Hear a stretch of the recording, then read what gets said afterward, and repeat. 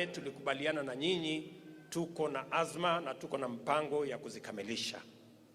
Niliona niseme hivyo kwa sababu ni vizuri ninyi kama watu wa Eastlands mjue ya kwamba serikali mliochagua inawakumbuka, mipango yenu imewekwa vizuri, na hatutasahau ahadi ya watu wa hapa Embakasi Central, Embakasi West, Embakasi East na zile constituencies zingine za Mathare ambazo ziko katika sehemu hii.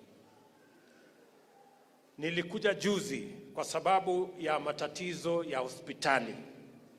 Ile hospitali ilikuwa Nyayo Wards hapa karibu kwa Mheshimiwa Gakuya.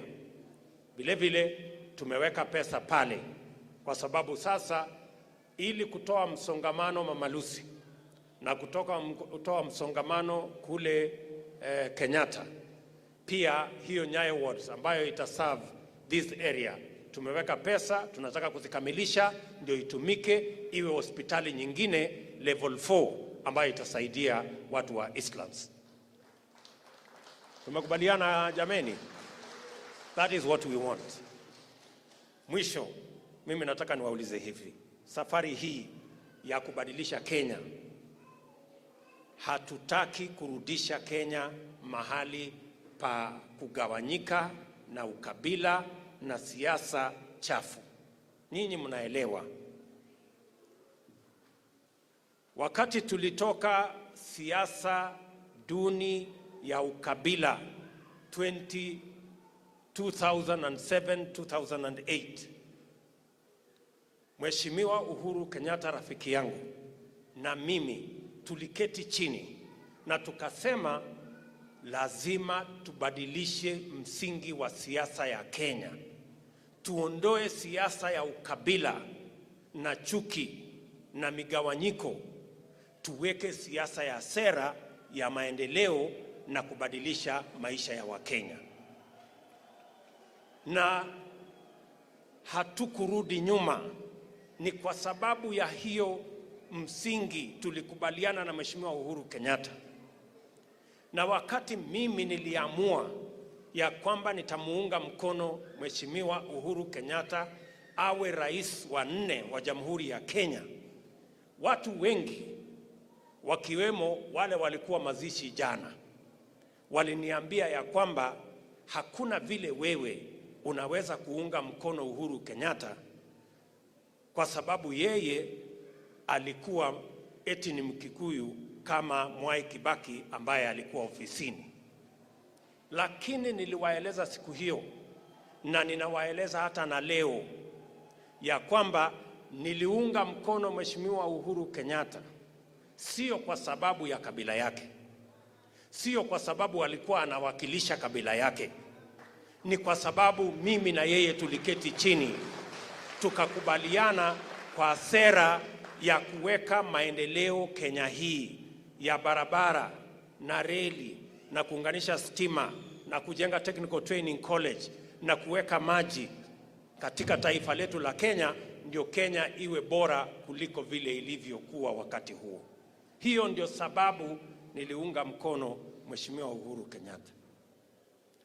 Na nilimuunga mkono nikijua ya kwamba Mwai Kibaki alikuwa ofisini, na ilikuwa ni makusudi ndio tuweze kuondoa siasa ya ujinga ya kuweka watu katika mirengo ya kabila. Mimi nataka niwaulize, hatuwezi, na nataka nirudie, hatuwezi kurudi katika siasa ya ukabila. Kenya hii itapiga hatua ya kwenda mbele. Kila kiongozi, kama unatafuta MCA, kama unatafuta mjumbe ama governor ama senator ama women rep ama rais, usitafute uongozi kwa sababu ya kabila yako. Hauwezi kuwa kiongozi eti kwa sababu unawakilisha kabila yako. Tafuta uongozi kwa sera na agenda yale utafanyia Wakenya. Wakenya watachagua sera, sio kabila. Na mimi nataka niwapatie free advice wale wote ambao wanaota ndoto eti watatembea na kabila yao, eti watatuuzia ati wao wana represent kabila yao, ya kwamba Wakenya wamechanuka na Wakenya wanataka kujua sera ni gani, ideas uko nazo, kama uko na track record ndio waweze kukuchagua. So mimi nawauliza, kwa sababu nasikia sasa tumeanza tena eti kurudi nyuma kuongea mambo ya makabila. Sisi wote, mimi William Ruto nikiweko, tunatafuta uongozi sio kwa sababu ya kabila yako ama kwa sababu unawakilisha kabila yako, ni kwa sababu either uko na sera, uko na mpango, ama kama huna, basi wananchi hawa watajua vile wataamua. Tunaelewana jameni? Na mimi nataka niseme hivi, ya kwamba saa hizi kuna msukosuko, kuna matatizo, watu wamechanganyikiwa kwa sababu tumesema lazima tubadilishe mazungumzo na mjadala katika taifa letu la Kenya.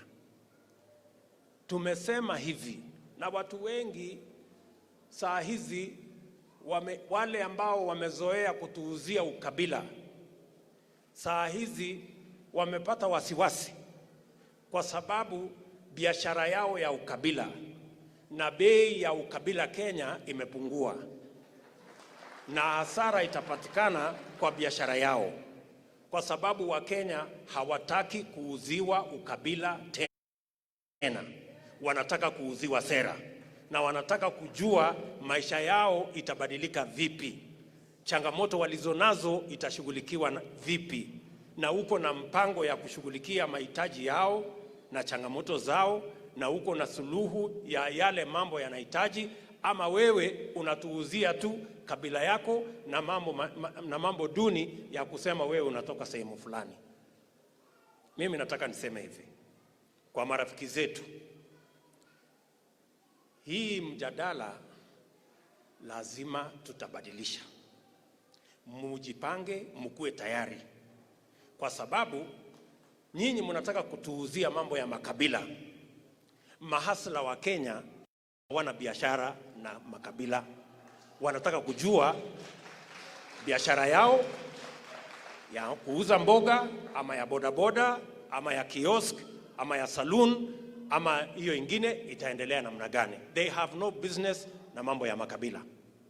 Jambo la pili, msituambie tutakuwa tunaongea mambo ya viongozi na interests zao.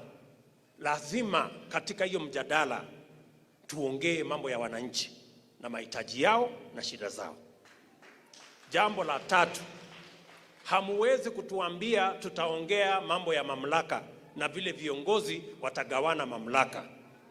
Vile vile katika hiyo meza lazima tuongee mambo ya mwananchi mdogo, empowerment ya mwananchi mdogo, opportunity ya mwananchi mdogo na biashara yake. Atafanya biashara vipi? Atasaidiwa kufanya biashara vipi wakati viongozi wanazungumzia mambo ya kugawana mamlaka? Jambo la nne, vile wanataka tuongee mambo ya vyeo na vile viongozi watagawana vyeo, sijui prime minister, sijui deputy prime minister, sijui rais na hiyo ingine. Lazima pia tuongee mambo ya kazi kwa mamilioni ya vijana wa taifa la Kenya ambao hawana matumaini. Kwa hivyo jameni, tuvumiliane, kwa sababu lazima tuongee hii maneno, na tunasema ya kwamba haja yetu ni kuhakikisha ya kwamba katika meza mahali mambo ya Kenya inajadiliwa, itazungumzwa mambo ya wale, lakini pia mambo ya wananchi lazima izungumzwe pale, na hiyo meza lazima itutoshe sisi wote. Kila mtu lazima akuwe katika hiyo meza. Tunaelewana jameni? Iko makosa tukisema sisi wote tuketi katika meza moja. Na hii si kuchochea mtu, hii si kuchochea watu, hii ni kusema ukweli ya kwamba kama mambo ya viongozi itazungumzwa, mambo ya wananchi izungumzwe. Kama mambo ya mamlaka itazungumzwa, mambo ya empowerment ya wananchi izungumzwe. Kama mambo ya vyeo itazungumzwa, mambo ya kazi kwa vijana izungumzwe. Hiyo ndio Kenya sisi tunataka. Kuna makosa jameni tukienda barabara hiyo? And that is why we are saying to our friends, we cannot degenerate. We cannot go back. When I supported Uhuru Kenyatta, it was not because of his tribe. It was not because he represented any tribe. It was because we agreed on an agenda and on a program that would transform this nation. And I supported Uhuru Kenyatta when President Kibaki was in office. Many of the people who were talking yesterday, they were the ones who are telling me, you cannot support another Kikuyu. And I told them, I am not supporting Uhuru Kenyatta because of his tribe. I am supporting Uhuru Kenyatta because we have a plan that would transform this nation. They were telling me that you cannot support Uhuru Kenyatta because he is not only a Kikuyu, but he is also the son of a former president. But that is not what we are looking for. We are looking for how to change this nation. And therefore I want to tell them, my friends, you better be prepared for the new conversation we are going to have in Kenya. Don't tell us about tribes. We want to have a conversation about every hustle. Don't tell us that we are going to discuss power. Yes, as we discuss power to be shared by the big boys and by the leaders, we must also have a conversation about empowerment and opportunity for ordinary people to chase their dreams as well. And you cannot tell us we are going to have a conversation about positions only. Prime Minister, I don't know, President and the rest. We must have a conversation, a serious conversation about millions of people who do not have jobs. And when are they going to have jobs? Every family has 2 to 3 young guys who have finished school, but they have no jobs. It is their time for us to have a conversation about them also. And therefore, when we say, for the first time in Kenya, we are going to have a conversation that will involve everybody, an inclusive conversation. Don't drive us the narrative of exclusion, of telling us about tribes and tribal chiefs. My friends, hiyo watu wajinga wameisha Kenya, haiwezekani tena. We are going to have a conversation, an inclusive conversation, and all cards will be on the table. Nobody is going to be absent. And the table is big enough for all of us to sit and have an honest national conversation about everybody. And that is what I am saying. That is what the Hustler Nation is saying. The Hustler Nation is saying this country belongs to all of us, and we must all sit at the table where we are going to have a honest national conversation. And let me say this for the record. It is not a must. It is not a condition that William Ruto or anybody must be president, but it is a must that we must all sit on the table. It is not negotiable. It is not negotiable that we can continue to have an exclusive conversation about few people and about some tribes and about some leaders. We are going to have a honest national conversation. And that is what the Hustler Nation is about. It is not a threat to anybody. It is not incitement of any nature. We are just going to have a honest conversation, all of us on a table, so that we can agree on how to move Kenya forward. If anybody is uncomfortable with that conversation, if that conversation is difficult for whatever reason, unfortunately, we must have it. It is not something that we can avoid.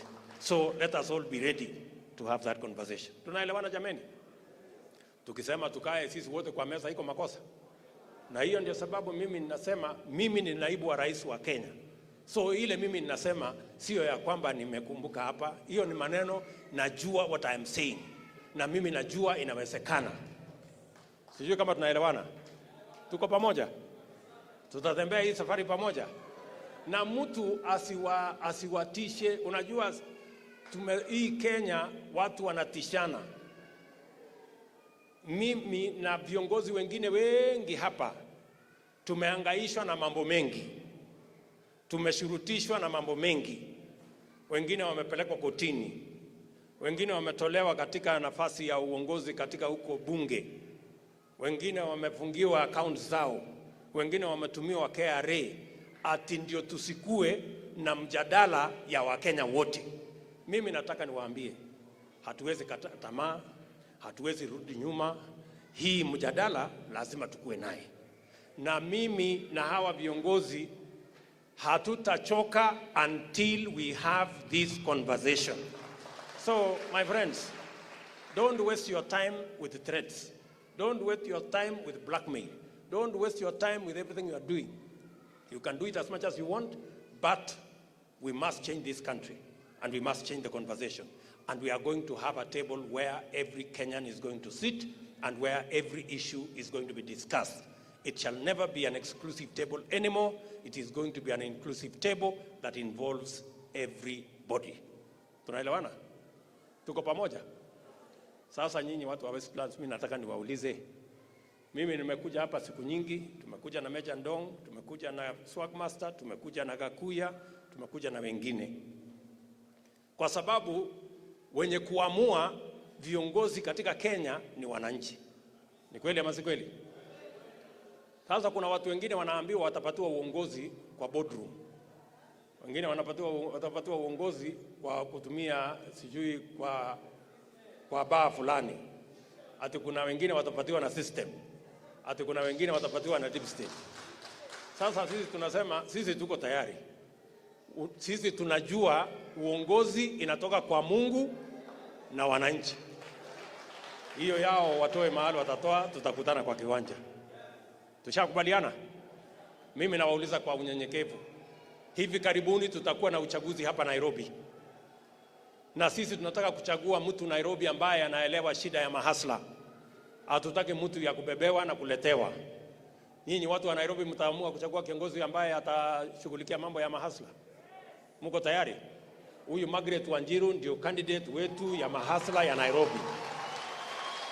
Na sisi wote tutasimama nyuma yake. Sijui kama tunaelewana. Tutasimama pamoja. Na mimi nawahakikishia ya kwamba safari hii Nairobi tutainyorosha. Ili Nairobi iwe ni capital city ya Kenya. Na iwe ni mahali ambapo sura ya Kenya na heshima ya Kenya itaonekana katika city ya Nairobi. Sitaki kusema kuzidi hapo.